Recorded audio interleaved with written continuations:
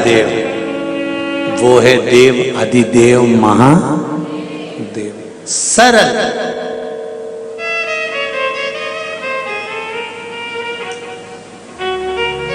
शिव मंदिर में कपाट नहीं, हृदय में कपट नहीं, परिवार में कोई झंझट नहीं। ऐसे मेरे शिव हैं, कोई ज्यादा व्यवस्था की जरूरत नहीं पड़ती। एक बेलपत्री वो भी चढ़ी हुई धोकर वापिस चढ़ा दो, उतने में खुश हो जाते हैं। इससे बढ़कर और क्या चाहिए ये बताओ। शिव कितने सरल।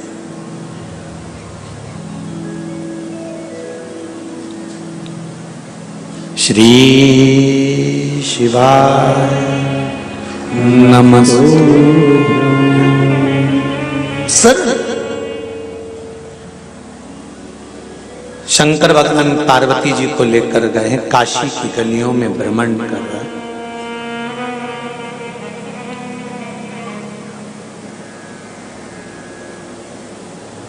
घूमते हुए काशी की गलियों में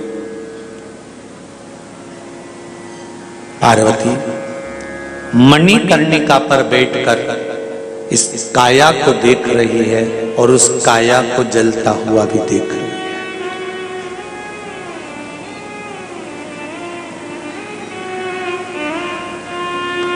चालीस साल, 50 साल, 60 साल, 70 साल, 80 साल, 90 साल, 100 साल, एक दिन तो उस परमात्मा के सामने मिलना तो होगा ही, जाना तो होगा, मिलन तो होगा ना। तो क्यों रोकर जिंदगी निकाले। पार्वती जी शंकर जी से पूछ रही हैं, शंभो बाबा मृत्यु लोक में जन्म लेना है, जाना है, ये साधारण सा प्रश्न।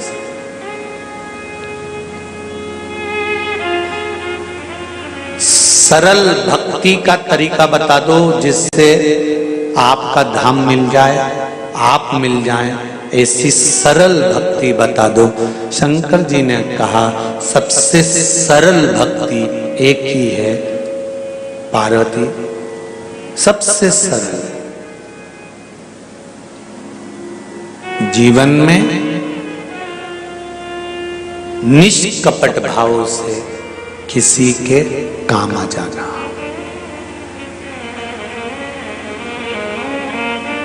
एक बहुत पहले भजन चलता था, शायद आप लोगों ने सुना होगा, कभी प्यासे को पानी पिलाया नहीं, बादू अमृत पिलाने से क्या पाएगा, कभी गिरते हुए उठाया नहीं, बाद आंसू बहाने से क्या फायदा।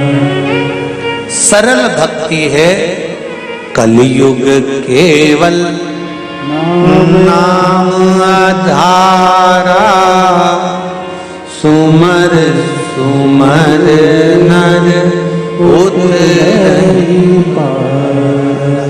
सरल भक्ति है मेरा नाम जप कर निष्कपट भाव से किसी के काम आ जाना, किसी की सेवा में तल्लीन हो जाना, बिना मांगे, बिना कुछ प्राप्ति के।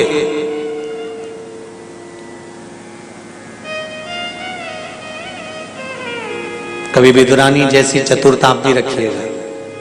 एक आध बार शंकर जी के मंदिर में जाओ ना और शिव जी जब अकेले दिख जाए, वैसे तो आज के समय में शंकर और अकेले बहुत बड़ी बात है।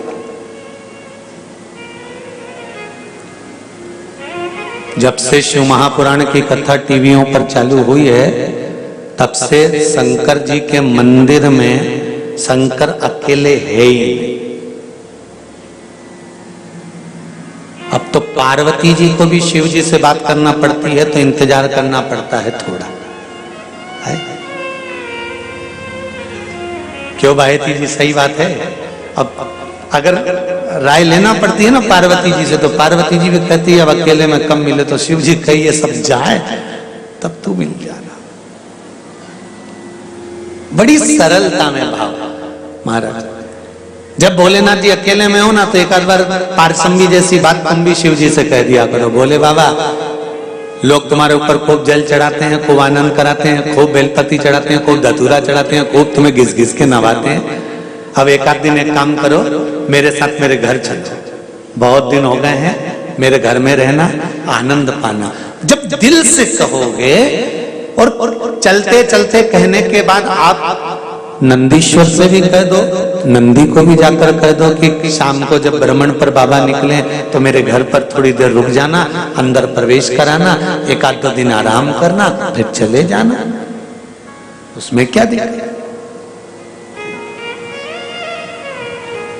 निष्कपट भाव से जो सेवा का प्रकल्प है वो जीवन का सुख है, उसमें परमात्मा की प्राप्ति है।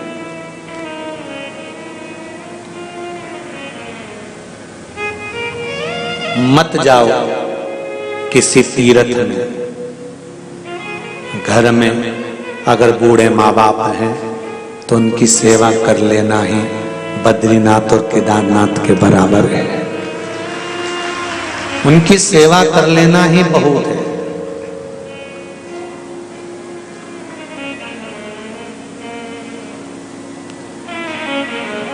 पर बड़ा विचित्र जमाना आ गया जी, बूढ़े माँ बाप से नहीं पूछा गया कि तुमने केदारनाथ जी का दर्शन करा है कि बद्रीनाथ जी का करा है। पत्नी से जरूर पूछ लिया तू कभी गई थी? मैं छोटी थी जब पापा के साथ गई थी, हम दोस्त लोग जा रहे हैं तो पत्नी बोली मैं भी चलूंगी। तू तो पहले हो आई? नहीं मैं तो चलूंगी। गई, दर्शन भी किया। एक बार दिल से आप उनसे भी कर सकते थे, घर के बुजुर्गों से, कहाँ इनका स्वास्थ्य ठीक नहीं रहता, इनको कहाँ लेकर डोलेंगे, कहाँ लेकर जाएंगे, मत ऊपर लेकर जाना।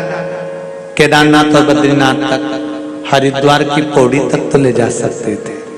पापा मम्मी के लिए 2 लोग छोड़ देते, हरिद्वार को हम दर्शन कर कर आते हैं, आप ऊपर जाएंगे, ठंडक पड़ रही है, घोड़े पर बैठ पाए ना बैठ पाए, दर्शन कर पाए ना कर पाए, श्वास चलती है, तकलीफ होती है, इसलिए नीचे ही दर्शन। और अगर हरिद्वार तक भी नहीं जा रहे तो पिताजी और माताजी से इतना तो कह सकते हो कि आप घर में रहना, शिव की आराधना करना, भगवान की भक्ति करना और आशीर्वाद दो कि हमारी यात्रा मंगलमय हो, क्योंकि आपके आशीर्वाद के बिना ना तो बद्रीनाथ मिलेंगे ना केदारनाथ मिलेंगे।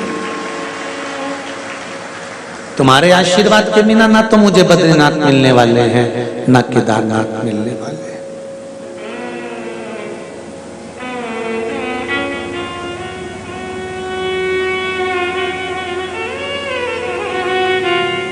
एक बच्चा